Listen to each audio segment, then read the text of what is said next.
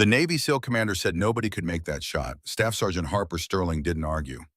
She just chambered a 50 caliber round into her Barrett M82, calculated 427 inches of bullet drop across 2,247 yards of Afghan mountain air, and prepared to eliminate three terrorist commanders with three consecutive headshots.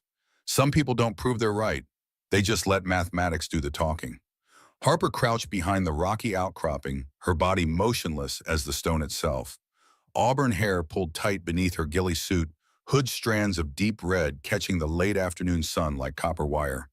Steel blue eyes remained fixed on the target compound through high-powered optics, unblinking, calculating, measuring the impossible with the precision her father had died trying to perfect. To the SEAL team positioned in tactical formation around her observation point, she looked like just another Army sniper providing Overwatch support for their reconnaissance mission. Standard procedure, routine assignment, nothing remarkable about the 24-year-old sergeant with the weatherproof notebook full of ballistics calculations and the call sign that shouldn't exist in any official database. What they didn't know was that Staff Sergeant Harper Sterling was about to attempt the most technically impossible shooting sequence in modern military history. But then again, impossible had been her specialty for 5 years.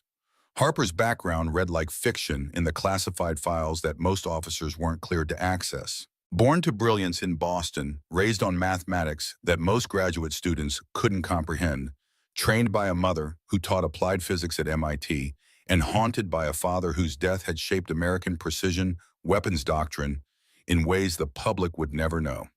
Dr. Nathaniel Sterling had been a ballistics engineer who worked on advanced weapons systems that could calculate trajectories most computers couldn't process.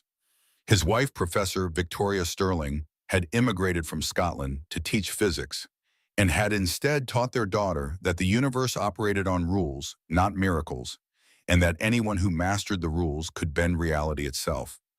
Harper had grown up calculating trajectories before she understood algebra, understanding projectile motion before she learned to drive, and internalizing the complex mathematics that govern how bullets fly through air that shifts and swirls with every breath of wind.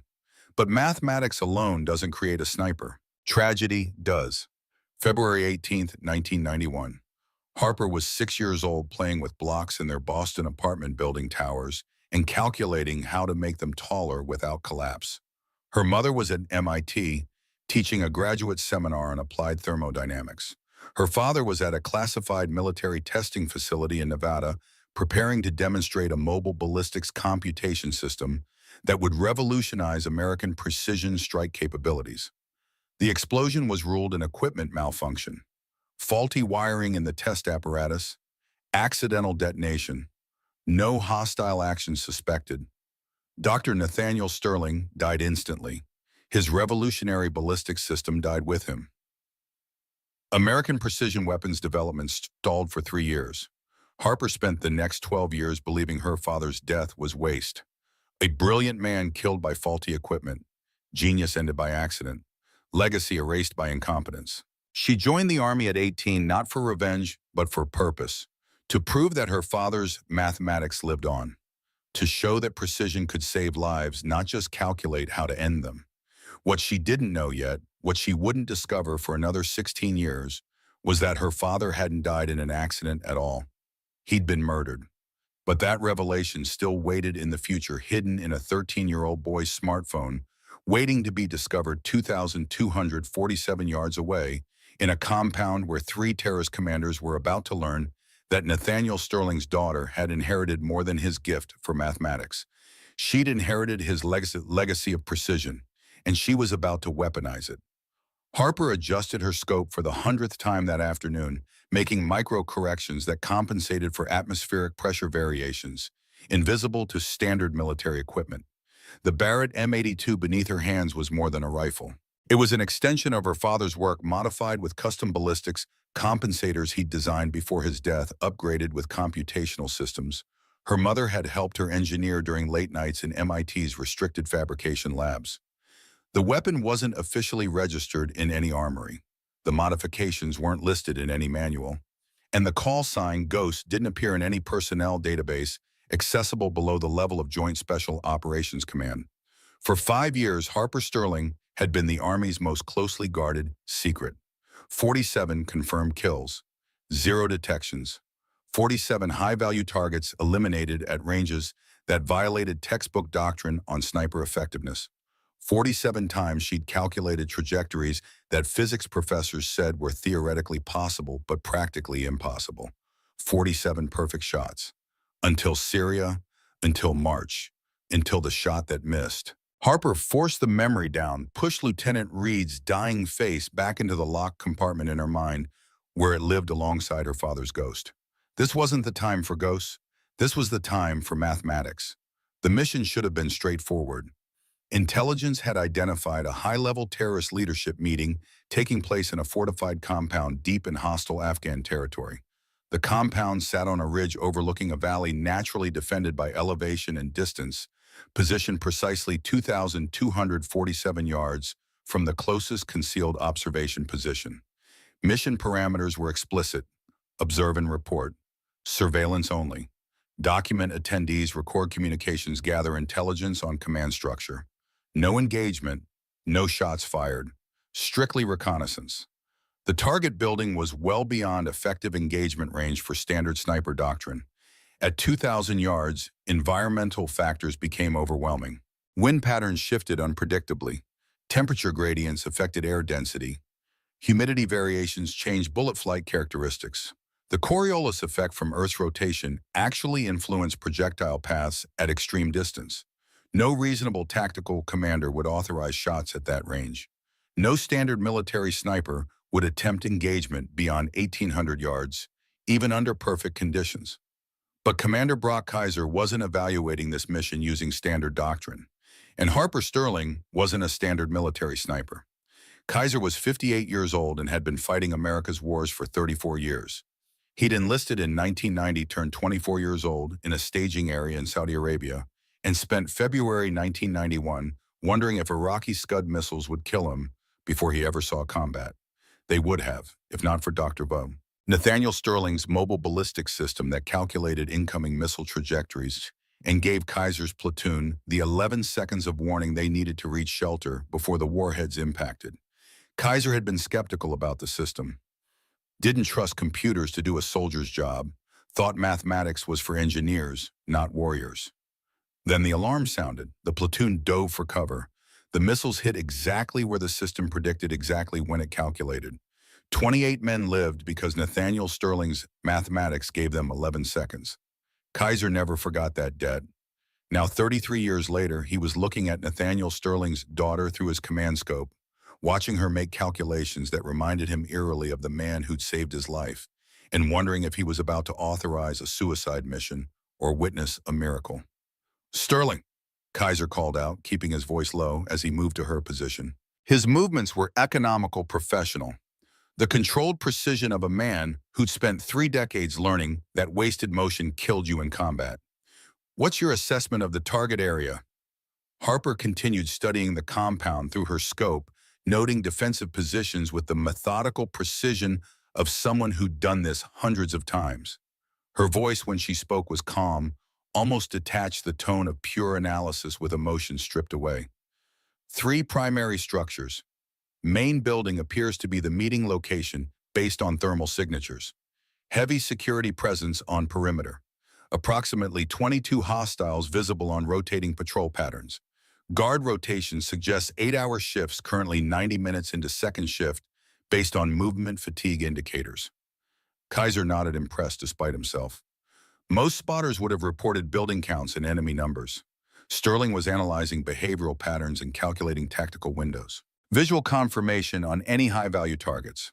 Negative on specific individual identification at this range, sir. But thermal imaging indicates concentrated heat signatures on the primary building's upper floor. Multiple personnel clustered in single room. Estimate 12 to 15 individuals. Meeting definitely in progress. Kaiser moved to coordinate with his team's forward observer. SEAL Team Razor consisted of 8 operators, every one of them a veteran of multiple combat deployments across Iraq, Afghanistan, and classified operations in theaters that officially didn't exist. They'd been observing this compound for 3 hours now, documenting everything, building the intelligence picture that would guide future operations. This was supposed to be simple. Watch, record, report, extract. Then the encrypted radio transmission changed everything. Razor Actual, this is Watchdog 7. The voice belonged to a CIA liaison officer monitoring intelligence feeds 4,000 miles away in a climate-controlled operations center in Virginia. We have positive identification on your thermal signatures. Confirmed attendance of 3 priority alpha targets. Repeat 3 priority alpha HVTs at your location. Kaiser's expression shifted immediately from routine surveillance to high-stakes tactical assessment. Priority alpha meant targets of enormous strategic value. Their simultaneous presence at one location was intelligence gold. Watchdog 7 Razor Actual. Confirmed target identities. Stand by for secure transmission. 30 seconds later, Kaiser's tactical tablet displayed 3 photographs with attached intelligence profiles. His jaw tightened as he read. General Hassan al-Rahman, age 54.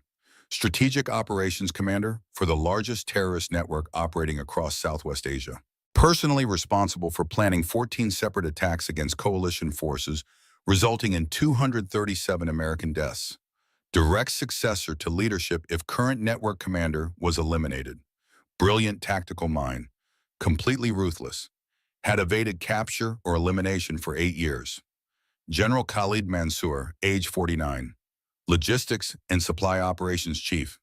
Controlled arms trafficking networks across 7 countries. His elimination would cripple terrorist materials support, potentially ending effective operations for 6 months, while new supply chains were established. Had connections to state sponsors and black market arms dealers across 3 continents. General Faisal al-Aziz, age 56, Intelligence and Communications Director.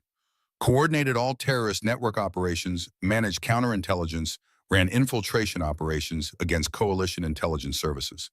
His death would blind the network's coordination capabilities. Fragment communication between cells, potentially collapse operational security entirely.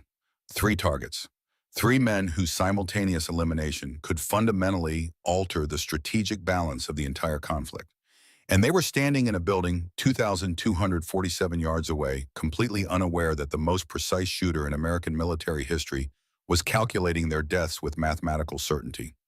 Razor Actual Watchdog 7, what's your tactical assessment for elimination possibility? Kaiser looked through his high-powered observation scope at the distant compound, calculating distances and angles with 34 years of combat experience. 2,247 yards was beyond any weapon system in their standard loadout's effective range. The most advanced sniper rifles had maximum effective ranges of 1,500 to 1,800 yards under absolutely perfect conditions. At 2,247 yards, environmental factors made accurate shooting virtually impossible by every conventional military standard he'd been taught across 3 decades of service. Watchdog 7, negative on close approach. Range is prohibitive for effective engagement. We'd need to advance at least 800 yards to reach feasible firing positions, which would compromise our concealment and almost certainly trigger their perimeter security response.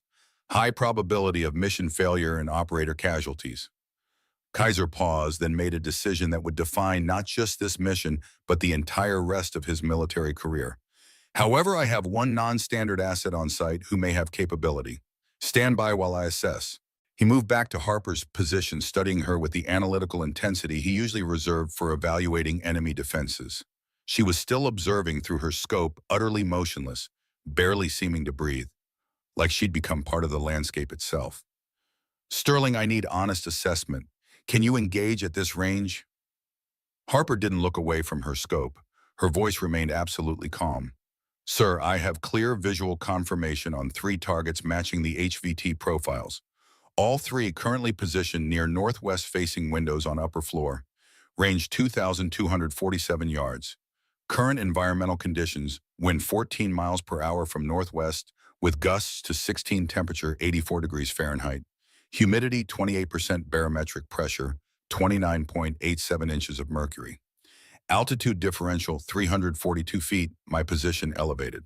Coriolis effect at this latitude calculated at 6 inches right, drift across flight path. She paused for exactly 2 seconds. I can eliminate all 3 targets. Kaiser stared at her. In 34 years of military service, working with some of the world's most elite shooters, across every special operations branch, he had never heard anyone claim they could make 3 consecutive precision shots at 2,200 yards against human-sized targets. Sterling, that's over 2,200 yards. The confirmed world record for longest sniper kill is 2,475 yards, achieved under near-perfect laboratory conditions with multiple ranging shots in ideal weather. You're talking about 3 separate precision kills at extreme range. Do you understand the physics involved? Now Harper looked at him. Her steel blue eyes were absolutely steady, carrying a quiet certainty that reminded Kaiser eerily of conversations he'd had with her father 33 years ago, back when Nathaniel Sterling had explained mathematics that saved Kaiser's life. Sir, at this range, I'm compensating for 427 inches of bullet drop. Wind drift will throw my rounds approximately 23 inches left at current wind speed. Coriolis effect adds 6 inches right. Temperature gradient between my position and target altitude affects air density, requiring -9 inches compensation. Reduced atmospheric pressure decreases air resistance, requiring -4 additional inches. Total calculated holdover is 443 inches vertical, 17 inches horizontal. That's 36 feet 11 inches up, 17 inches left. I've made this calculation 347 times in training. I've executed successful shots at this range under similar conditions 47 times in combat. She paused. 48 for 8 if you authorize today. Kaiser's experience told him this was impossible. But something in Sterling's voice, that same absolute mathematical certainty he'd heard from her father while Scud missiles were falling, made him hesitate. Chief Petty Officer Reed Thornton, the SEAL team's primary sniper, had been listening to this exchange with growing disbelief. Now he spoke up, his voice carrying the professional skepticism of a man who'd been shooting expertly for 12 years. Commander, with respect, I've got 12 years as a SEAL sniper. I've made kills at 1,400 yards under perfect conditions and considered it miracle shooting. What Sergeant Sterling is describing isn't just difficult. It's mathematically approaching zero probability. At 2,200 yards, even a 1 mile per hour wind variation throws your impact point off by feet. Temperature changes of 2 degrees shift your trajectory. There are variables you literally cannot control at that range. Harper finally looked away from her scope, turning to face Thornton directly. When she spoke, her voice carried no arrogance, no defensiveness, just quiet statement of fact. Chief, you're using conventional calculations for conventional ranges. Those formulas break down past 1,800 yards because they don't account for variables that only matter at extreme distance. Coriolis effect, gyroscopic drift from bullet spin, temperature gradients at different altitudes, barometric pressure variations along the flight path. I'm not guessing at these factors. I'm calculating them. She pulled out her weatherproof notebook, opened it to a page covered in dense mathematical notations that looked more like physics research than military field notes. Every precision shot I've taken over 1,000 yards is documented here. Conditions, calculations, results. This isn't instinct. This is applied mathematics. Thornton leaned over to look at the notebook, and his expression shifted from skepticism to confusion to something approaching awe. Page after page of shooting data, environmental calculations, ballistics formulas that incorporated variables he'd never even considered. Success rates that seemed impossible. Then he noticed one entry heavily redacted with black marker dated 8 months prior. March 20th, 2024. Next to it, a single notation in red ink, casualty, friendly fire. Sterling, Thornton said quietly, what's this entry? Harper's hands, which had been absolutely steady on her rifle, trembled slightly for the first time. Just a microscopic shake, barely visible, but Thornton was a trained observer, and he saw it. That's classified, Chief. I have JSOC clearance. I've heard rumors about Syria. The trembling stopped. Harper's jaw tightened almost imperceptibly. Then you already know what happened. Thornton looked at Commander Kaiser, who nodded slightly. Permission to continue. You're the ghost. You're the shooter who killed Lieutenant Reed. The words hung in the mountain air like a physical presence. Every SEAL operator within earshot went absolutely still. Friendly fire deaths were rare, treated with almost sacred gravity in the special operations community. The operators involved carried that burden forever. Harper set down her rifle very carefully, very precisely, like she was handling something that might explode. When she spoke, her voice was controlled, but carried an undertone of pain that no amount of training could completely hide. 8 months ago, Syrian desert. I was assigned to eliminate a terrorist commander coordinating attacks against coalition forces in the region. Target was mobile, difficult to track. We finally located him at a temporary position, range 1,850 yards. I had a 3-second window before he moved again. She took a breath. I calculated everything perfectly. Wind speed, temperature, humidity, barometric pressure. I compensated for every variable I knew how to measure. I took the shot. Another breath slower this time.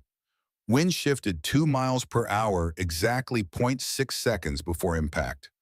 A microscopic gust I didn't predict because it was below the threshold of my measurement equipment. My bullet shifted 11 inches left of calculated trajectory. Her voice went completely flat, emotion stripped away by force of will. Marine Lieutenant Jackson Reed was standing 11 inches to the left of my target. The round struck him in the carotid artery. He bled out in 47 seconds while his team tried to save him. He was 23 years old. He looked exactly like my younger brother. Complete silence from the SEAL team. Even in special operations where death was an accepted occupational hazard, there were moments that demanded respect through silence. I haven't taken a shot over 1,500 yards since that day. Today would be my first extreme range engagement since Lieutenant Reed died because of my miscalculation. Thornton's expression had shifted from skepticism to something more complex, understanding mixed with doubt, mixed with sympathy. And you think you can make 3 consecutive shots at even longer range with that hanging over you? Harper picked up her rifle again, movements precise and controlled. Chief, those 3 generals in that compound planned the operation that killed 47 American soldiers last month. One of those soldiers was Lieutenant Reed's best friend from boot camp. I carry Reed's dog tags with my father's engineering medallion. I see his face every time I look through this scope, and I'm asking permission to make his death mean something by preventing 47 more deaths with mathematics he would have appreciated. Before Thornton could respond, Commander Kaiser spoke. Sterling, your father, Dr. Nathaniel Sterling. Harper looked at him, surprised. You knew my father, sir. He saved my life. February 22nd, 1991. Gulf War. I was 24 years old, same age you are now. My platoon was staged at a forwards area in Saudi Arabia when Iraqi Scud missiles started hitting our sector. Your father had designed a mobile ballistics computation system that calculated incoming missile trajectories, gave us 11 seconds of warning before impact. Kaiser's voice carried weight of memory. I didn't trust it, thought computers couldn't do a soldier's job. My lieutenant, a young officer named Richard Hayes, ordered us to take cover anyway. We dove into bunkers. 11 seconds later, 3 Scud warheads impacted exactly where your father's system predicted. 28 men lived because Nathaniel Sterling's mathematics gave us those 11 seconds. He paused, looking at Harper with new understanding. That's why Admiral Hayes assigned you to this mission. He was my platoon leader. He knew I'd recognize your father's gift when I saw it in you. Harper's eyes widened slightly. She'd known Admiral Hayes had served with her father, but not the specific details of how her father's work had saved lives. I never knew the specifics of who was saved, sir. My father died 4 days after your platoon was attacked. Equipment malfunctioned during a test demonstration. I was 6 years old. Kaiser's expression shifted to something darker. I know. The whole unit heard about it. Your father was scheduled to brief senior command on expanding the ballistics system across all forward deployed units. His death set the program back 3 years. Cost lives we might have saved with his mathematics. He looked down at the compound, then back at Harper. Your father gave me 33 extra years of life with his precision. If his daughter inherited that gift, and if those 3 targets can be eliminated with it, then I owe Nathaniel Sterling's legacy the chance to prove itself. Thornton started to object. Commander, with respect. Chief, I understand your concern, but I also understand mathematics saved my life once before. I'm trusting it again. He turned to Harper. But Sterling, if you miss even once, we extract immediately. No second chances. No adjustments. One miss of us, and this mission becomes pure surveillance again. Clear. Crystal clear, sir. And if you're captured during extraction after compromising our position, this mission never existed. No cavalry, no official recognition, no government acknowledgement. Understand? Understood completely, sir. Kaiser made the decision that would define this operation. Take the shot, Sergeant. But know this, 3 American lives are watching through that scope. Your father's legacy, Lieutenant Reed's memory, and every soldier those terrorists will kill if they walk away today. Make the mathematics count. Harper nodded once, then turned back to her rifle and began her final preparation sequence. But then through her scope, she saw something that made her blood freeze. A fourth figure entering the room. Small, moving with the uncertain gait of youth. A child, male approximately 12 or 13 years old, wearing civilian clothing, walking directly toward the 3 generals standing near those northwest-facing windows. Walking directly into her calculated line of fire. Harper's voice, when she keyed her radio, was absolutely controlled, but Kaiser heard the tension underneath. Commander, we have a complication. Civilian juvenile just entered the target zone. Male approximately 12 to 13 years old. He's moving toward the primary targets. Kaiser grabbed his observation scope, confirming what Harper was reporting. Through the high-powered optics, he could see the boy, clearly now walking toward the 3 generals, apparently engaged in conversation with them. How long until he clears your firing solution? Harper tracked the child's movement, calculating patterns, predicting behavior based on body language and movement vectors. Unknown, sir. He's not leaving. He appears to be staying with them, and the targets are gathering documents. They're preparing to depart. Estimate 90 seconds before they leave this position entirely. Thornton's voice cut in immediately. Bort, we cannot risk civilian casualties. That's non-negotiable. But Harper was still tracking, still calculating in her mind, racing through tactical mathematics at a speed that would have impressed her father. Sir, the child moves to a table every 38 to 42 seconds based on observed pattern. When he sits at that table, he'll be 14 feet from the windows facing away, completely clear of firing solution. That gives me approximately 3.8 seconds when all 3 targets are simultaneously visible and the child is safe. Kaiser understood instantly what she was proposing. Wait for that precise window, then execute all 3 shots in rapid sequence during that brief moment of safety.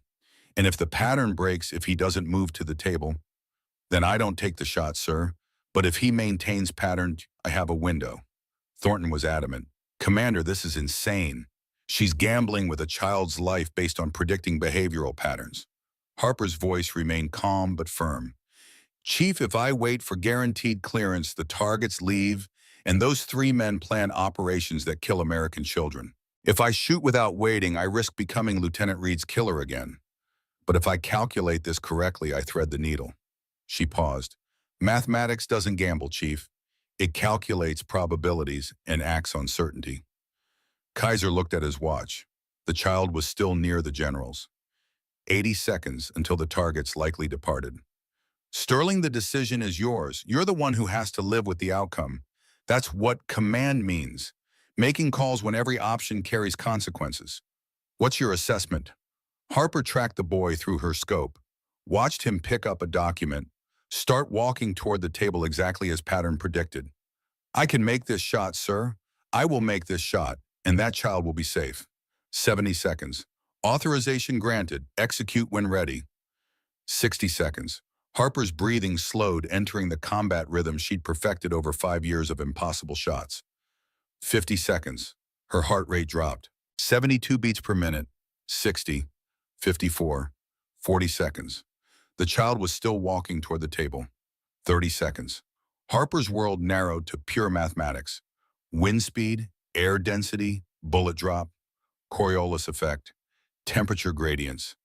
Every variable calculated, every factor compensated. 20 seconds. Her father's voice memory from childhood. Precision isn't about eliminating fear, Harper. It's about calculating through it. 15 seconds. The child reached the table, sat down, faced away from the windows. 14 feet of clearance. Safe. All 3 targets visible simultaneously through northwest windows. The window was open.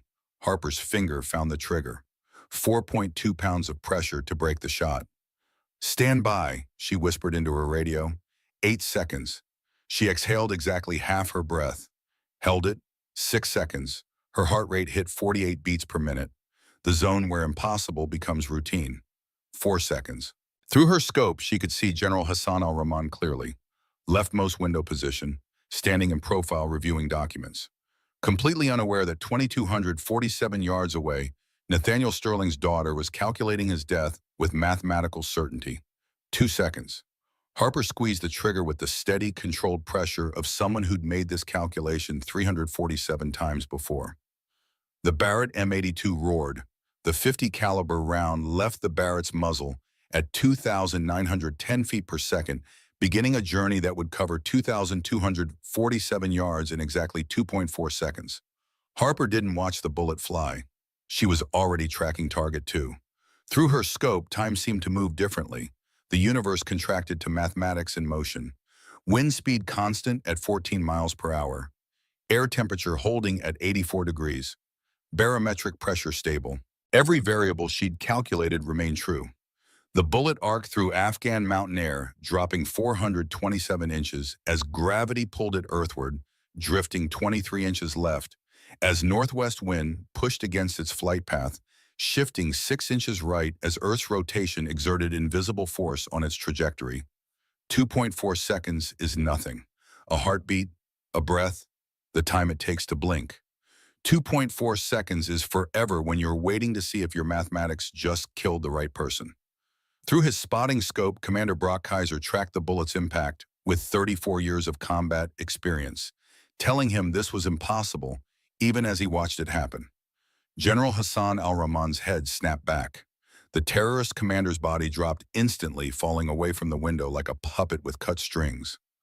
Perfect headshot, 2,247 yards. First shot, first kill. Kaiser's voice was barely a whisper. Impact confirmed. Target 1 down. But Harper was already transitioning to target 2. Her hands moved with mechanical precision, adjusting her point of aim by microscopic degrees, compensating for the fact that General Khalid Mansour had instinctively turned toward the sound of Hassan's body hitting the floor. The movement gave her a perfect profile shot. Mansour's head in clear silhouette against the window frame, body positioned exactly where her calculations predicted he would turn. She squeezed the trigger again. 2.1 seconds after her first shot. The second round followed the same impossible arc. Same wind drift, same Coriolis effect, same gravitational drop calculated to the inch. Through the spotting scope, Kaiser watched Mansour's head explode in a mist of red. The logistics commander collapsed dead before his brain could process what was happening. Target 2 eliminated. Kaiser reported, his voice carrying awe despite his professional composure. 2 for 2 at 2,200 yards. Unfucking believable. But Harper's scope had already found target 3, and what she saw made her heart rate spike from 48 beats per minute to 72 in less than a second. General Faisal al-Aziz wasn't diving for cover. He was grabbing the child. Faisal's hands clamped onto the boy's shoulders, yanking him up from the table, where he'd been sitting safely 14 feet from the windows, pulling him directly into the firing solution, positioning the child's body between himself and the direction where death had just arrived twice. Harper's crosshairs were on Faisal's head. The shot was clear. Perfect angle. Clean kill. Except the child's head was 7 inches away. 7 inches of margin for error at 2,247 yards, with wind gusting and variables shifting by the second. Commander Target 3 has grabbed the juvenile hostage, using him as human shield. I have firing solution, but child is within critical margin. Through his scope, Kaiser could see the tactical situation evolving in real time. Faisal was smart, calculating, doing exactly what Kaiser would have done in his position, using the one asset that might stop a sniper, a child's life. But then Kaiser saw something else. Faisal's left hand was reaching not for a radio or weapon, but for something small clipped to his belt. A detonator. And the child's oversized jacket, now that Faisal had pulled him close, showed something Kaiser's combat experience recognized immediately. Wiring at the collar, the bulky profile of a vest underneath, the terrified but resigned expression of someone who'd been prepared for martyrdom. Sterling confirmed visual on the juvenile. Is that a suicide vest? Harper's enhanced optics zoomed tighter. The jacket gaped open slightly as Faisal held the boy, and she could see it clearly now. Wiring, circuitry, the unmistakable components of an explosive device strapped to a 13-year-old child. Confirmed, sir. Subject is wearing explosive vest. Faisal's left hand is on what appears to be a dead man detonator. Chief Thornton's voice cut through the radio channel, sharp with urgency. Abort the shot. You cannot risk that child with explosives on him. But Harper's mind was already calculating through scenarios with the cold mathematics her father had taught her. Scenario 1, she doesn't shoot. Faisal triggers compound alarm. Security forces converge. Faisal detonates the vest rather than let the boy be captured. Child dies, mission fails. Scenario 2. She waits for a better shot. Faisal escapes with the child. Boy becomes a suicide bomber in a future attack. Kills Americans. Child dies anyway, but takes others with him. Scenario 3, she attempts the headshot. 7-inch margin. If she's off by even 6 inches, she kills an innocent 13-year-old boy and becomes Lieutenant Reed's killer all over again, except this time the victim is a child. Scenario 4. Harper's eyes focused on Faisal's right shoulder, the shoulder on the arm that held the detonator. Commander, I'm not taking a headshot. Kaiser's voice carried confusion. Then what? I'm taking a shoulder shot. Faisal's right shoulder. Destroy the joint detonator, drops target, incapacitated child unharmed. Thornton's objection was immediate and fierce. That's a 6-inch target on a moving subject at 2,200 yards. With a child 8 inches away, Sterling, that's insanity. Harper's voice remained absolutely calm. Chief, that child dies if I don't shoot. Faisal's already committed to this. He either uses the boy as a bomber or detonates him to avoid capture. Mathematics gives that child his only chance. She paused, making final calculations. I can make this shot. Kaiser understood what she was proposing. Not just a difficult shot, an impossible shot. Threading a needle at over a mile of distance with a child's life hanging in the balance and a terrorist's strategic value on the line. But he also understood something else. This was exactly the kind of decision Nathaniel Sterling would have calculated. The mathematics of saving lives through precision, even when precision seemed impossible. Sterling, before you take this shot, you need intelligence update. Kaiser pulled classified information onto his tactical display information that had just arrived via encrypted channel from the CIA. That child's name is Khalid Al-Aziz, age 13, Faisal's nephew. CIA has been monitoring him for 7 months. He's being groomed as next-generation terrorist leadership, but CIA assessment suggests he's coerced, not committed. They want him extracted alive if possible. He could be turned into an intelligence asset. Kaiser's voice grew quieter, more personal. And Sterling, there's something else. Something about your father. Harper's hands, which had been absolutely steady on her rifle, tensed almost imperceptibly. Sir, your father's death in 1991. The equipment malfunction. We've suspected for 33 years it wasn't an accident. CIA has been tracking a terrorist network that was operational during Gulf War. Faisal Al-Aziz's network. They specialized in sabotage operations against American technology development. The words hung in the mountain air like a physical weight. If you save that boy, if we can extract him and turn him, he might have family intelligence about operations from that era. He might have evidence about what really happened to your father. Harper's breathing, which had been controlled and rhythmic, caught for just a fraction of a second. Her father, murdered, not killed by accident. 33 years of believing his death was waste when it might have been assassination. And this child, this terrified 13-year-old boy, being used as a human shield in a bomb might hold the truth. How much time do I have? Commander Kaiser checked enemy movement through his scope. Guards were mobilizing in response to the shots, but they hadn't identified the firing position yet. Faisal was edging backward, using Khalid as a shield, moving towards interior cover. 30 seconds before he's out of your sight picture. Maybe less. Harper's mind raced through calculations more complex than any she'd ever attempted. The shoulder shot was smaller than a headshot, more precise, required compensating not just for wind and distance, but for Faisal's movement pattern. Through her scope, she watched him shift his weight. Every 2.3 seconds, he moved slightly. A nervous habit, fear response, predictable pattern. She could predict his position 2.4 seconds into the future, predict where his shoulder would be when her bullet arrived. But there was another complication. Commander the vest, I can see the detonation circuit now. If Faisal falls on Khalid while wearing that detonator, and if the vest has a pressure release backup trigger, his body weight could arm it. Can you determine if it has secondary trigger from this range? Negative, sir, not without closer examination. But vest design suggests sophisticated construction.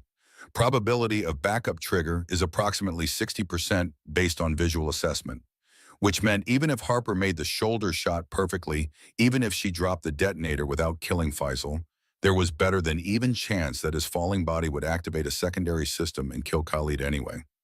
The mathematics were getting more complex, more variables, more uncertainty. Her father's voice in memory from when she was 12 years old learning physics in her mother's MIT laboratory. Harper, when you can't eliminate all variables, you identify the critical path, the one variable that matters most. Calculate that with certainty and let the others fall into place. The critical variable wasn't the shoulder, wasn't the detonator, wasn't even Faisal. It was saving Khalid. Everything else was secondary to that mathematical certainty. Sir, I'm taking the shot, shoulder target. If the vest arms, I'll address that as secondary problem. How? I'll calculate that after I solve the primary equation. Kaiser recognized the tone. Absolute commitment. The same voice Nathaniel Sterling had used when explaining mathematics that seemed impossible, but turned out to be exactly right. Authorization granted, execute when ready. Harper entered a state she'd only achieved twice before in her entire career. A psychological condition she thought of as the 0 point. Her heart rate dropped. 72 beats per minute, 60, 54, 48, 45, 41. Her breathing slowed until it nearly stopped. 15-second breath hold, 20 seconds, 30. Time perception shifted. The world moved in slow motion around her while her mind accelerated to computational speeds that seemed superhuman. She could see Faisal's weight shift pattern with perfect clarity. 2.3 seconds. Every time. Consistent, predictable. She recalculated wind drift. 14 miles per hour steady now. No gusts for the last 30 seconds. Holding stable. Air temperature had dropped 2 degrees. 82 Fahrenheit. Slightly denser air. Required -2 inches compensation. Coriolis effect unchanged. 6 inches right drift. Bullet drop recalculated for shoulder height instead of head height. 419 inches instead of 427. 8 inches difference. Total holdover. 436 inches vertical. 21 inches horizontal left. 36 feet 4 inches up. 21 inches left. She watched Faisal shift his weight. Right foot to left foot. Pattern repeating. Predicted his position 2.4 seconds ahead. Calculated where his shoulder would be at bullet impact, adjusted her point of aim. Through her scope, she could see Khalid's terrified face. The boy knew what was happening, knew he was being used, knew the vest he was wearing would kill him. But he was also looking toward the windows, toward the direction where 2 impossible shots had just killed 2 generals, toward hope he didn't understand but desperately wanted to believe in. Harper's father had taught her that mathematics was more than numbers. It was the language the universe used to describe truth. And the truth was that precision applied correctly could save lives. She exhaled half her breath. Found the trigger. 4.2 pounds of pressure. Faisal shifted his weight. Right to left. Pattern holding. Harper squeezed. The Barrett roared for the 3rd time. The bullet flew. Through his spotting scope, Kaiser tracked the round across 2,247 yards of space. Watched it arc. Watched it drop. Watched it drift with wind and rotate with Earth's spin. Watched it impact Faisal al-Aziz's right shoulders with devastating precision. The shoulder joint exploded. Bone fragments. Muscle tissue destroyed. The entire arm rendered instantly useless. The detonator fell from Faisal's suddenly nerveless hand, dropping toward the floor. Faisal screamed. His body collapsed backward. Directly onto Khalid. Both figures fell toward the window, opening momentum, carrying them forward. And then Harper saw it through her scope. The thing that made her blood turn to ice despite all her calculations. LED lights on Khalid's vest. Previously dark. Now illuminated, blinking red, active. a digital display she could just barely see through her enhanced optics. Counting down. 15 seconds. Commander, the vest has armed secondary pressure release trigger activated. Faisal's body weight on Khalid initiated countdown. 15 seconds to detonation. Kaiser's mind raced through tactical options. They were 2,247 yards away. No way to reach the compound. No way to defuse remotely. No way to abort. Thornton's voice was sharp with desperate realization. There's nothing we can do. We're too far away. But Harper was already making calculations that went beyond anything in any military manual. Sir, but I need to destroy the detonation circuit board before countdown reaches 0. How you can't defuse it from here. I can destroy it. The circuit board became visible during that breathing pause. Electronics that controlled whether a child lived or died. The silence on the radio channel was absolute. Destroying a 2-inch target on a 13-year-old child who was thrashing violently under a wounded terrorist's body weight at 2,247 yards, while a countdown ticked toward detonation. Thornton's voice was almost pleading. Sterling, that's impossible. That's beyond impossible. That's a suicide shot you're describing. Kaiser looked at his watch. 12 seconds on the countdown. Looked at Harper, whose hands were already adjusting her rifle, recalculating, compensating for a target that was now moving unpredictably instead of following patterns. Remembered a day 33 years ago when Nathaniel Sterling's mathematics had given him 11 seconds of warning before Scud missiles impacted. 11 seconds that had seemed impossible but turned out to be exactly right. Sterling, you have authorization. That boy's only chance is your mathematics. 8 seconds. Harper tracked Khalid through her scope. The child was thrashing under Faisal's weight, trying to push the wounded man off him. No pattern, no predictability, pure panic movement. But even panic had rhythm. Even terror followed physics. She watched, calculated, analyzed. Thrash, thrash. Brief pause to breathe. 2.1 second cycle. During the breathing pause, Khalid's chest was relatively still. 0.7 seconds of stability. The circuit board was visible during that pause. 2 inches by 3 inches of electronics that controlled whether a child lived or died. 6 seconds. Harper had to predict which breathing pause. Had to time her shot to arrive during that 0.7 second window of stability. Had to compensate for wind that was now gusting again. 15 to 17 miles per hour.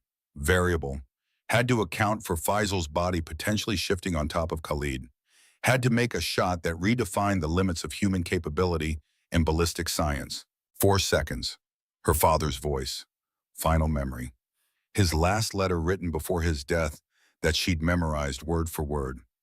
Harper, if you're reading this, I'm gone, but mathematics is forever. Trust the numbers. They never lie. They never fail. Calculate perfectly, execute fearlessly, and precision will prevail. 3 seconds on her countdown to shoot. 2.6 seconds remaining on the vest's countdown to detonation. Harper watched Khalid thrash, watched him pause to breathe, predicted the next pause. 1.9 seconds from now.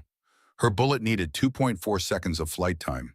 She had to shoot before the pause happened, had to trust her prediction would be perfect. Trust that mathematics, her father's gift, her mother's teaching, her own 5 years of impossible shots would be enough. 1 second. Harper fired on pure, calculated faith. The bullet flew. Khalid thrashed. The countdown ticked. 2.4 seconds of flight time while 1.4 seconds remained on the detonation clock. The bullet dropped 419 inches, drifted 24 inches in variable wind, shifted 6 inches from Earth's rotation, compensated for everything Harper's mind could calculate, and factors she had to trust would average out. Khalid paused to breathe. 0.7 seconds of stillness. The bullet impacted the circuit board with perfect precision. 2 inches by 3 inches of electronics struck dead center by a .50 caliber round that destroyed the circuitry completely. The LED lights went dark. The countdown stopped. 1.4 seconds remaining when the detonation circuit ceased to exist. Khalid Al-Aziz lived. Harper collapsed against her rifle hands, shaking violently as adrenaline crashed through her system like a physical wave. 4 shots, 3 confirmed kills, 1 child saved. 14.3 seconds of shooting that would be analyzed by military theorists for decades. The most technically perfect shooting sequence in modern warfare history. Kaiser's voice was barely a whisper filled with awe that 34 years of combat experience couldn't contain. 4 for 4. 3 kills, 1 life saved. At 2,200 yards. Harper Sterling just redefined what's possible. But there was no time for celebration. The compound erupted in chaos. Harper could see through her scope as enemy security forces poured from barracks buildings. 50, 60, maybe 70 hostiles mobilizing in response to the attack. Heavy weapons teams setting up 50 caliber machine guns. RPG operators scanning the hillsides for targets. The muzzle flash from her Barrett had given away their position. Every enemy fighter in the compound now knew roughly where the shots had originated. All units' enemy response is overwhelming, Kaiser transmitted. Estimate 60-plus hostiles mobilizing. Heavy weapons activating. We need to displace immediately. The SEAL team began tactical movement, bounding by pairs toward their extraction point. But they had a problem. The extraction helicopter was 11 minutes out. Too long. Enemy forces would overrun their position long before aerial extraction could arrive. They had to move, had to create distance, had to survive the next 11 minutes against overwhelming odds. Harper started to pack her rifle, but her hands were still shaking from adrenaline crash. The physical toll of 4 impossible shots, combining with the psychological weight of nearly killing a child, of saving him by millimeters, of proving her mathematics worked even when physics said it shouldn't. Lieutenant Reed's face flashed through her mind, the Marine she'd killed 8 months ago because her calculations had been off by 11 inches. Today, she'd saved a child by calculating within 2 inches at 3 times the distance. Redemption measured in mathematics. But redemption doesn't stop bullets, and Harper could hear the distinctive crack of rounds impacting rocks near their position. The enemy had ranged them, suppressing fire incoming. Sterling, can you provide precision cover fire while we displace? Kaiser's voice carried the tactical urgency of a commander whose team was about to be overrun. Harper tried to steady her rifle, tried to control the shaking, but her hands wouldn't cooperate. The trembling was getting worse, not better. PTSD response triggering. 8 months of suppressed trauma from Syria erupting now that the immediate crisis had passed. She saw Reed dying, saw her father's face imagined, but no less real, saw Khalid's terrified eyes, saw the LED countdown ticking towards 0, all of it crashing together. Sir, my hands are compromised. I need a moment. We don't have a moment, Sergeant. Kaiser moved to her position not as a commander, but as something else, something more personal. He crouched beside her, voice dropping to tones only she could hear. Harper, look at me. She turned, saw his face. 58 years old, 34 years of combat experience. A man who'd seen impossible things and lived to remember them. Kaiser put his hand on her shoulder, his voice cutting through her panic, with the calm certainty of a man who'd trusted mathematics to save his life 33 years ago. Harper, your father's calculations gave me 11 seconds when I had none. You just gave that boy a future when he had seconds left on a countdown. That's the Sterling legacy. Not perfection. Purpose, he paused. Reed's death wasn't your failure. It was a reminder that precision requires purpose. Today you found that purpose. You honored Reed by making his death mean something, by using mathematics to save instead of just kill. That's what your father would have wanted. Harper's breathing slowly stabilized.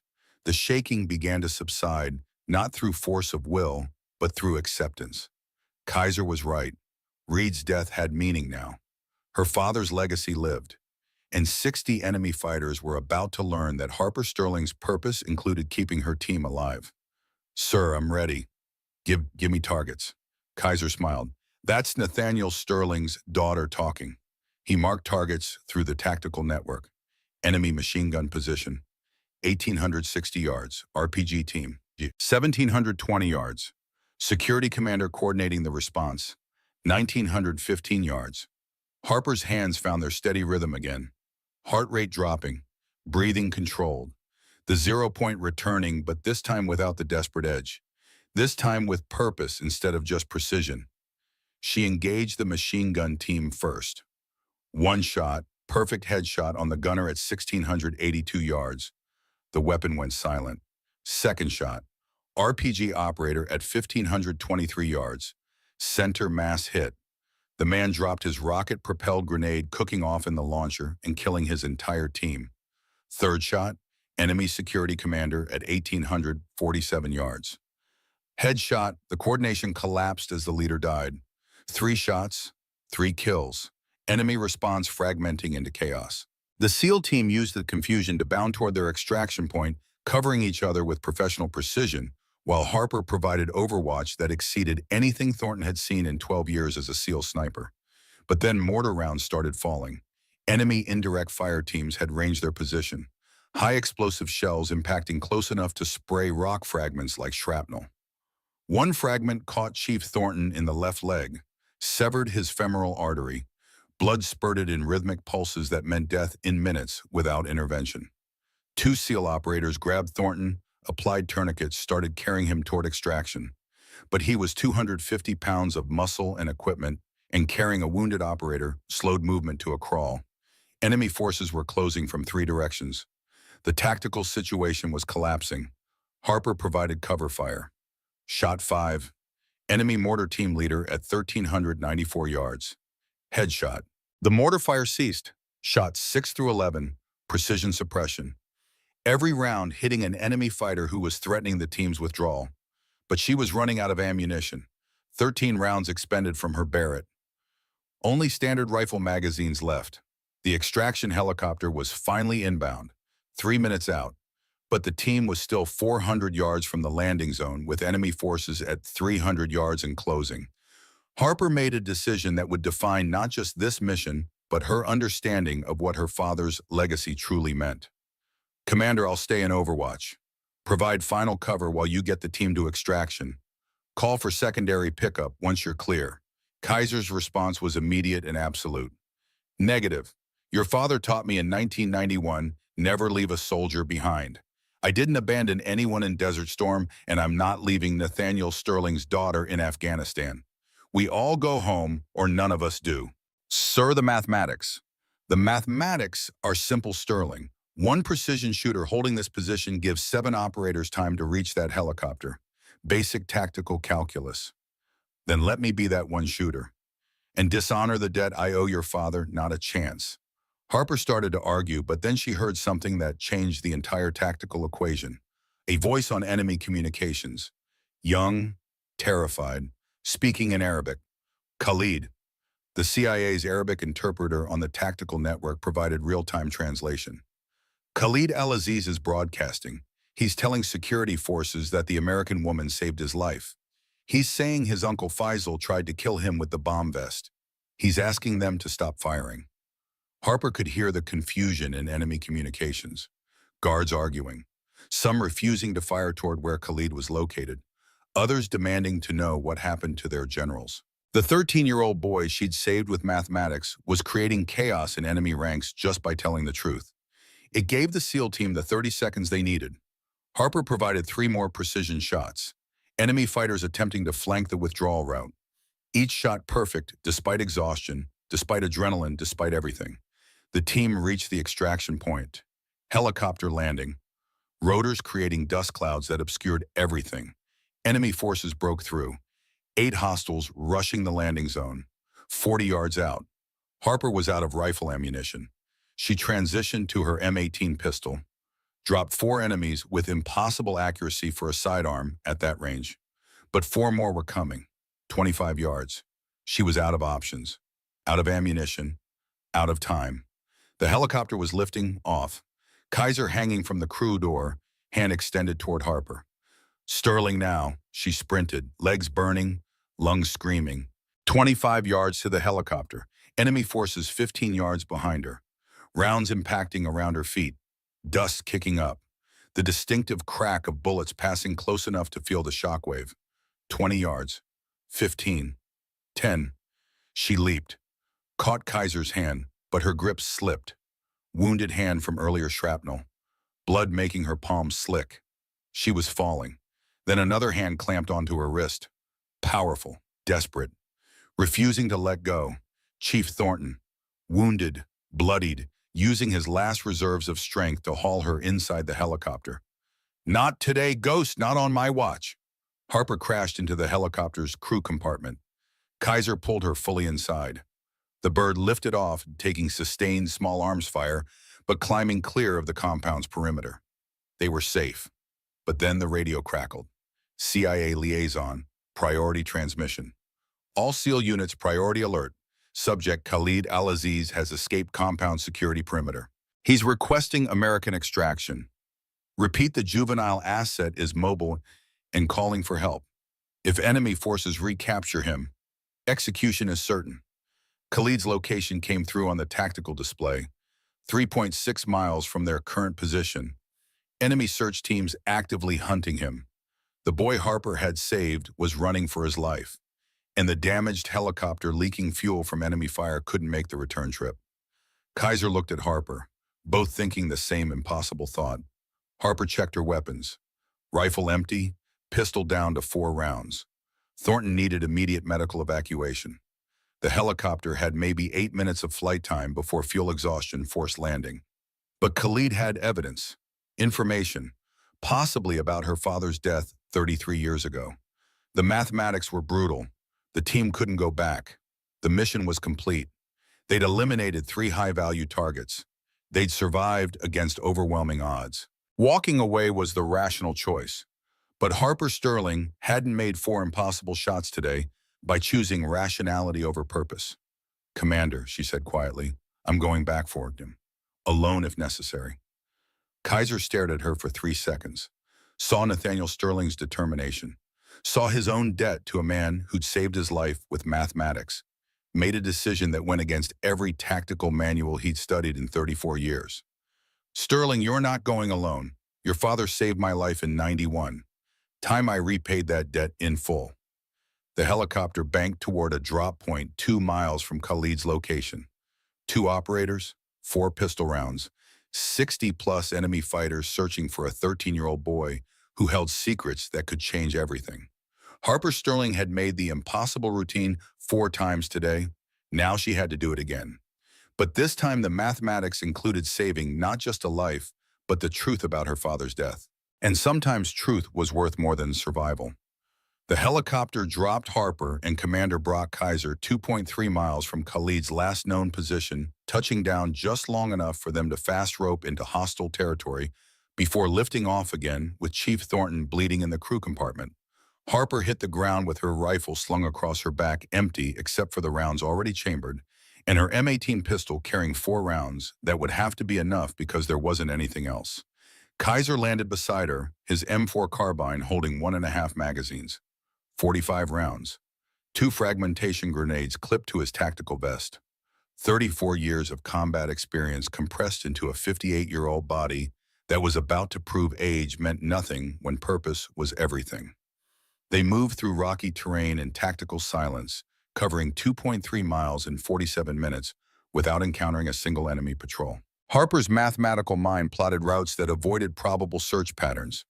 Kaiser's instinct recognized terrain that concealed movement, generational cooperation, her precision, his experience, combined into something more effective than either could achieve alone. The sun was dropping toward the western mountains, casting long shadows across Afghanistan's unforgiving landscape. Shadows that would help conceal their movement, but would also hide enemy forces until contact was unavoidable. Through her rifle scope, Harper scanned ahead, saw the ruins of an old Soviet administration building constructed during the 1980s, occupation abandoned, when the empire collapsed, now serving as shelter for a terrified 13-year-old boy who'd nearly been turned into a weapon. Target building ahead, 200 yards. No visible hostiles, but I'm seeing movement inside. Kaiser checked his tactical display. Enemy search teams were converging from 3 directions, systematic sweep patterns designed to flush out anyone hiding in the ruins. They had maybe 15 minutes before those patterns intersected at Khalid's position. They covered the final 200 yards in 4 minutes, moving position to position with the disciplined patience of operators who understood that speed without caution was just suicide with momentum. The Soviet building's interior was darkness and dust. Concrete walls pockmarked by decades of gunfire. Cyrillic letters still visible on a faded sign that probably once read something about administrative procedures or revolutionary ideals. Now it just marked another ruin in a country that had become a graveyard of empires. Khalid was huddled in a corner, his oversized jacket discarded to reveal the suicide vest underneath. Now harmless with its circuit board destroyed, but still strapped to his thin chest because he didn't know how to remove it safely. Blood seeped from the shrapnel wounds on his arms and legs, superficial but painful. When he saw Harper, his eyes went wide. Recognition and hope and terror all mixed together. "Shadow Lady," he whispered in broken English. "Shadow Lady saved Khalid." Harper moved to him, keeping her rifle ready, but voice gentle. "We're getting you out of here, but I need to remove that vest first. Don't move." Her hands, which had been steady enough to destroy a 2-inch circuit board at 2,247 yards, trembled slightly as she worked the vest's fasteners. This was different. This wasn't mathematics at distance. This was a child's life in her hands, close enough to see his terrified breathing, close enough to know that one mistake would kill them both. Kaiser maintained security at the doorway, watching for enemy patrols while Harper worked. The vest came off. Harper set it aside carefully, then checked Khalid's wounds. Nothing immediately life-threatening, but he needed medical attention soon. "Khalid, do you understand English?" "Little bit. Uncle Faisal teach me. Say I need English for when I go to America to," he struggled for the word, "to martyr, to kill Americans." The boy's voice carried shame when he said it, like he'd been taught something was glorious, but had learned it was horror. "You're not going to kill anyone," Harper said. "You're going to live. But I need to ask you something important. Your Uncle Faisal, did he ever talk about old operations, things from a long time ago?" Khalid nodded quickly. "Uncle Faisal talk all the time. Very proud. Say he kill American scientist in old war. Gulf War, 1991. Say it was greatest victory. Made Americans weak." Harper's breath caught. Kaiser turned from the doorway, listening now. "What else did he say about this scientist?" Khalid pulled a smartphone from his pocket, screen cracked, but still functional. He navigated to photos with the quick familiarity of a generation raised on technology, even in the most primitive circumstances. "Uncle keep pictures. Of victories. Look." The images made Harper's hands shake again, but this time not from adrenaline or fear, from rage compressed into something cold and mathematical. Photographs of documents, handwritten notes in Arabic. One showed a surveillance photo of a man in his early 30s standing outside a military testing facility. Her father, Dr. Nathaniel Sterling. She recognized him from family pictures, from the few memories she had of a man who died when she was 6. Another document dated February 1991 with text that Khalid translated haltingly. It said, "Target confirmed, Dr. Sterling, ballistics engineer, eliminate before he demonstrate new system, plant device and test equipment, make look like accident. If succeed, American precision weapons program fail for years." The words confirmed what Admiral Hayes had suspected for 33 years. Nathaniel Sterling hadn't died in an equipment malfunction. He'd been assassinated, murdered by the same terrorist network that Harper had just crippled by killing 3 of its generals. Her father's death hadn't been waste. It had been warfare. And his daughter had just avenged him with mathematics he'd taught her before she was old enough to understand what precision truly meant. "Khalid," Harper said, her voice carefully controlled despite emotions threatening to crack through. "I need these photos, this evidence. Can you send them to me? Phone have no signal here, but you take phone. Is yours now. Shadow Lady save Khalid. Khalid gives Shadow Lady truth about her father." Harper stared at the boy. He was 13, had been groomed for martyrdom, had nearly been killed by his own uncle, had every reason to hate Americans. But he'd just given her the truth that would bring justice for a murder committed before he was born. "How did you know about my father?" Khalid's smile was small and sad. "Shadow Lady have same eyes as scientist in picture, same look, like she see numbers in air. Uncle Faisal always say, we kill their genius who see trajectories in his mind. I see Shadow Lady calculate the impossible. No, she must be genius daughter. Must be here for truth." Before Harper could respond, Kaiser's urgent whisper cut through the moment.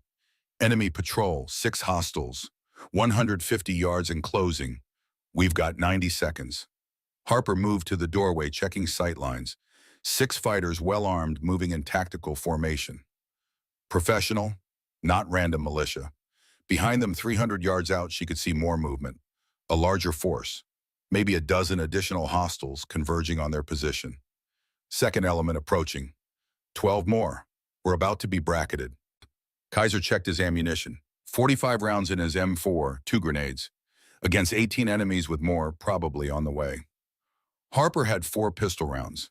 The mathematics were brutal and unforgiving. They couldn't fight through 18 hostiles. Couldn't outrun them with a wounded 13-year-old. Couldn't hide because the search pattern would find them within minutes. Commander, I can take out the patrol leader and their communications specialist with pistol shots. Create confusion. You suppress with rifle. We displace during chaos. Kaiser looked at her like she'd just proposed something impossible. Then remembered that impossible was what Harper Sterling had been making routine all day. Effective pistol range is maybe 50 yards for most shooters. You're talking about precision shots at 140 yards. Sir, I made 3 headshots at 2,200 yards today. 140 with a pistol is just different mathematics. She moved to a firing position, bracing her M18 against the concrete window frame. The patrol was closer now, 138 yards. She could see the leader clearly through her sights, could identify the communications specialist by his radio pack. Harper controlled her breathing, let her heart rate drop, found that 0-point state one more time. The pistol barked twice, 2 rounds downrange. Through Kaiser's scope, he watched both targets drop. Leader with a headshot at 138 yards, communications specialist at 142 yards, center mass, his radio destroyed. The remaining 4 patrol members scattered, diving for cover, returning fire blindly because they had no idea where the shots originated. Kaiser provided suppression with his M4-controlled 3-round bursts that kept enemies pinned while Harper grabbed Khalid and they displaced to a secondary position 80 yards away. But the larger enemy element was responding. 12 hostiles converging rapidly, and beyond them Harper could see more movement. 20 additional fighters mobilizing from the compound. 32 enemies, 2 operators, 4 grenades total between them. Harper was completely out of pistol ammunition. Kaiser had maybe 39 rounds left in his rifle. The extraction helicopter was inbound to a secondary landing zone 420 yards away. 8 minutes out. They had to survive 8 minutes. Had to cross 420 yards of open ground. Had to do it with a wounded child and against overwhelming force.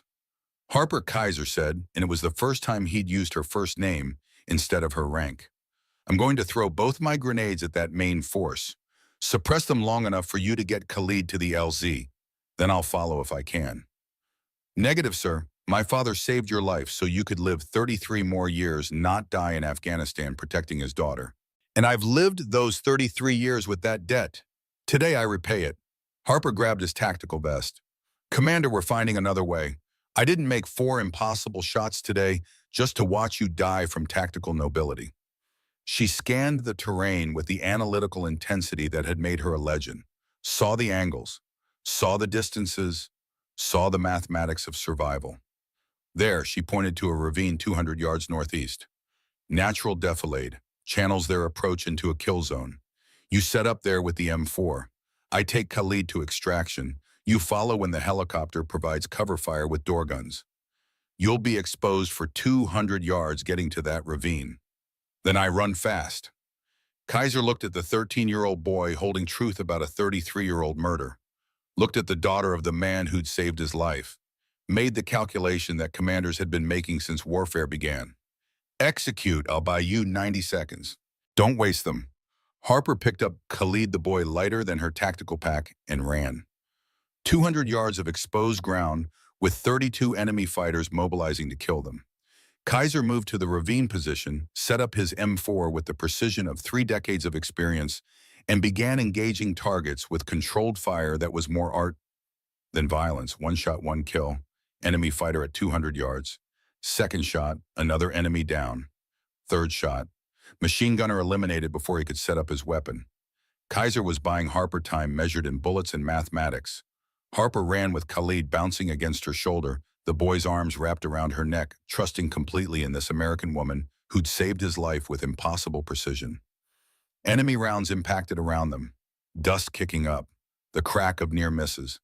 But Harper's combat mathematics were perfect. She zigzagged with pattern that looked random, but was actually calculated to make her the hardest possible target. 150 yards to the landing zone. 100. 80. Kaiser's M4 went dry. He dropped the magazine, loaded his last one. 15 rounds remaining. He made every single one count, but the enemy forces were flanking. 10 hostiles moving to cut off Harper's route to extraction. 12 more advancing on Kaiser's position. Harper saw the flanking element, saw they'd reach the LZ before she could, saw the mathematics collapsing, put Khalid down behind cover. Stay here, don't move. She had no ammunition, no weapons except a combat knife that was useless at range, but she had mathematics. Harper sprinted toward the flanking element, not away from them, but directly at them, and the sheer audacity of the move froze them for 2 precious seconds while they processed what they were seeing. She closed the distance.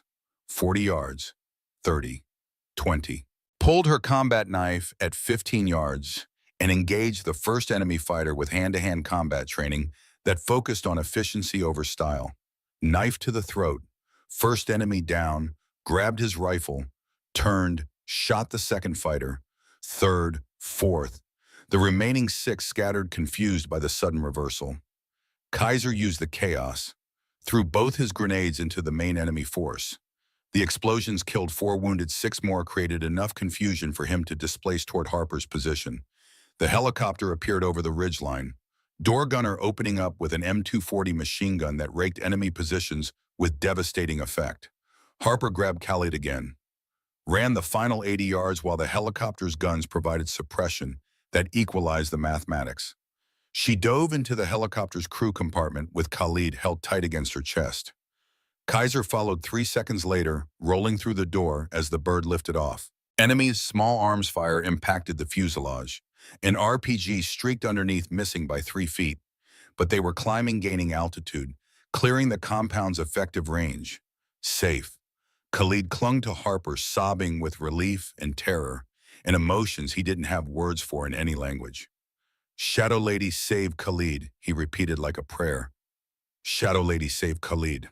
Harper held the boy who'd given her truth about her father's murder, the child she'd saved with 4 impossible shots in mathematics that had redefined the limits of human capability. Kaiser sat across from them, wounded but alive, looking at Harper with expression that combined awe and respect and understanding. Your father would be so damn proud, not because you made impossible shots, because you made impossible choices. You chose to save a child, chose honor over survival. That's what separates soldiers from warriors. Harper looked at Khalid's smartphone still clutched in her hand, holding evidence that would finally bring justice for Nathaniel Sterling's death. My father died trying to create weapons that save American lives through precision. For 33 years, I thought his death was waste. Today, I learned he was murdered because his work mattered, because enemies feared what his mathematics could do. She paused, looking at Khalid. And today, his mathematics saved this child who holds the proof. My father's legacy isn't dead. It's right here, in precision with purpose, in calculations that save instead of just kill. The helicopter banked toward friendly territory, leaving behind a compound where 3 terrorist generals lay dead, where a network's command structure had collapsed, where impossible had become inevitable through mathematics and courage. 6 months later, February 18th, 2025, the 34th anniversary of Nathaniel Sterling's death. Harper stood in a classified Pentagon ceremony room with her mother and Khalid and Commander Kaiser and a handful of officers cleared to know what had really happened in Afghanistan. Admiral Richard Hayes presented her with the Medal of Honor. The citation was sanitized for classification, but everyone in that room knew the truth. 4 shots, 3 kills, 1 child saved, mathematics that had changed the strategic balance of an entire conflict. But for Harper, the real victory was standing next to her wearing a foster family's donated suit and speaking English with rapidly improving fluency. Khalid Al-Aziz, 13 years old, granted asylum, living in Cambridge, Massachusetts near MIT, where Harper's mother taught. excelling in mathematics and physics, writing letters to Miss Harper every week about calculations and trajectories, and dreams of becoming an engineer like the grandfather he'd never met but whose genius had saved his life across 33 years. The evidence on Khalid's phone had led to arrests of 3 additional conspirators in Pakistan, men who'd been involved in Nathaniel Sterling's assassination. Justice delayed by 33 years, but arriving with mathematical certainty. Dr. Nathaniel Sterling's military records had been corrected, death reclassified from accidental to killed in action, hostile sabotage. His name added to the Pentagon Memorial Wall, his work on precision ballistics finally receiving the recognition it deserved. Professor Victoria Sterling Harper's mother attended the ceremony with tears streaming down her face.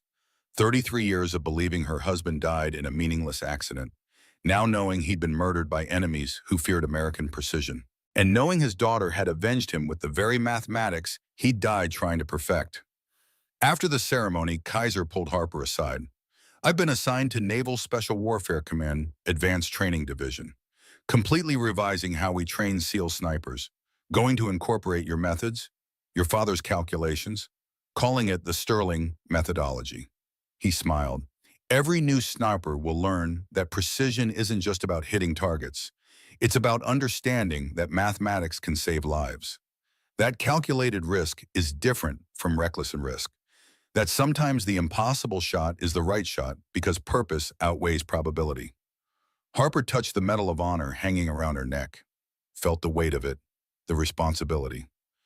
"My father taught me that the universe operates on rules, not miracles, that anyone who masters the rules can bend reality. I spent 33 years thinking his death proved those rules were meaningless. Today I understand his death proved the rules matter so much that enemies killed him to prevent Americans from mastering them." She looked at Khalid, who was talking with Victoria Sterling about physics and trajectories with the excited animation of a brilliant mind discovering its potential. "That boy is alive because my father's mathematics worked when physics said they shouldn't. Lieutenant Reed's death has meaning now. 3 terrorist generals are dead. A network collapsed. Truth emerged. All because precision applied with purpose can change the world." Kaiser nodded. "What's next for you? After today, you have earned any assignment you want." Harper smiled. "I'm going to train the next generation. Teach them what my father taught me, that mathematics is more than numbers. It's the language the universe uses to describe truth. And truth calculated perfectly and executed fearlessly is what wins wars without becoming what we fight against." 3 months later, Harper stood before her first class at the U.S. Army's sniper school. 20 students, including 3 women, all looking at the youngest instructor in the school's history with mixture of skepticism and curiosity. "I'm Sergeant Harper Sterling, call sign Ghost. Before we begin, I need to tell you about a shot I made that killed a good man." She told them about Lieutenant Reed, about Syria, about the 11-inch miss that ended a 23-year-old Marine's life. "I carried that guilt for 8 months. Let it define me. Let it convince me I'd failed at precision. Then I made 4 shots at 2,200 yards that saved a child's life and ended a terrorist network. Those shots taught me that precision isn't about never missing. It's about learning from misses, about making every shot matter, about understanding that mathematics without purpose is just killing, but mathematics with purpose saves the world." A student raised her hand. "Sergeant, what's the secret to making impossible shots?"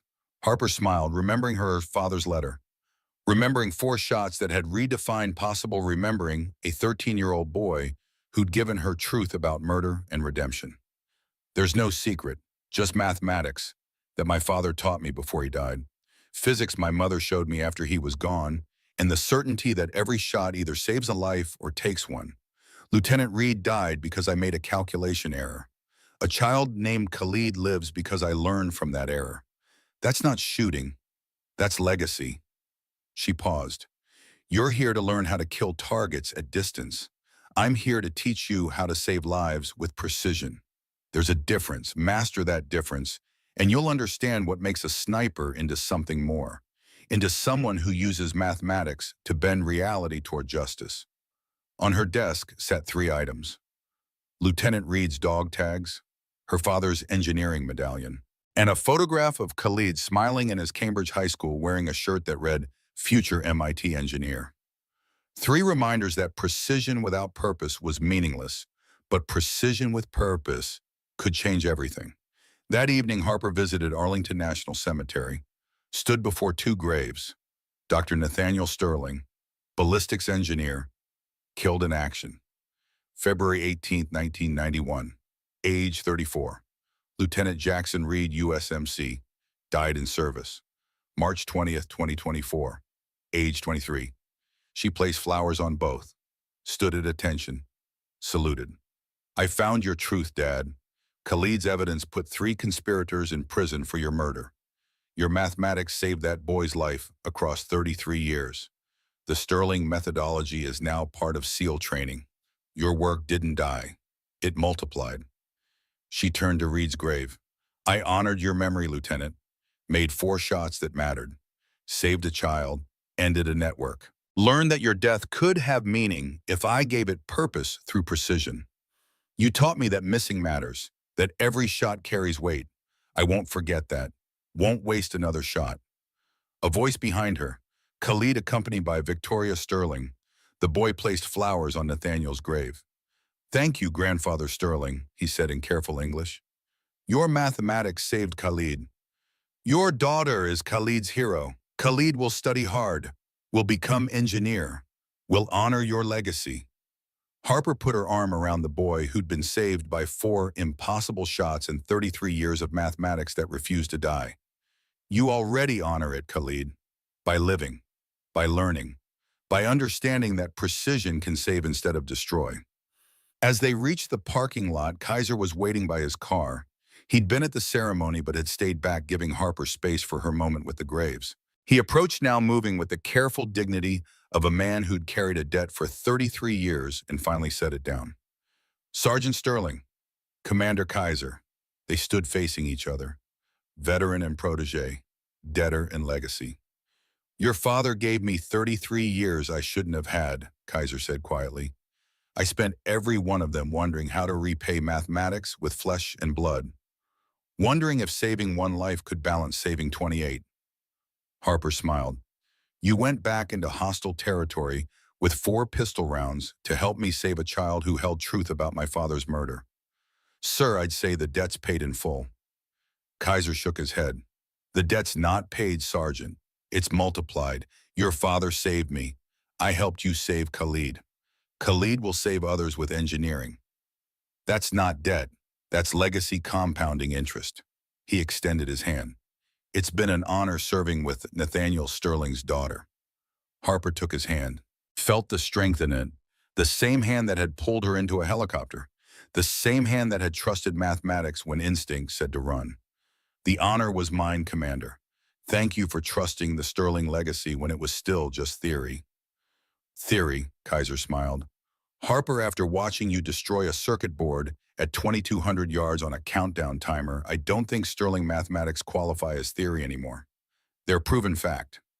They walked back to the car together. 3 generations of Sterling legacy: the murdered father, the precision daughter, the saved son who'd never met the man whose genius had cascaded through time to preserve his life. Somewhere in Afghanistan, in a compound that had once housed terrorist generals' empty windows, looked out over mountains that had seen empires rise and fall, the Navy SEAL commander had said nobody could make those shots. Staff Sergeant Harper Sterling had proven that nobody was just somebody who hadn't calculated the mathematics yet. 3 shots, 3 kills, 1 child saved, 2,247 yards of impossible made inevitable through purpose. Military historians would study that day for decades. Tactical analysts would debate the probability, mathematics. Ballistics experts would examine the calculations. But Harper Sterling knew the truth was simpler than all their analysis. Her father had taught her that the universe operates on rules, that precision applied perfectly can bend reality, that mathematics executed with purpose saves lives. She'd spent 33 years learning those lessons. One day in Afghanistan, she'd proven them at distances that physics said were impossible. And sometimes proving the impossible is exactly what changes the world. The official record shows no shots were fired that day. It was, after all, strictly a reconnaissance mission.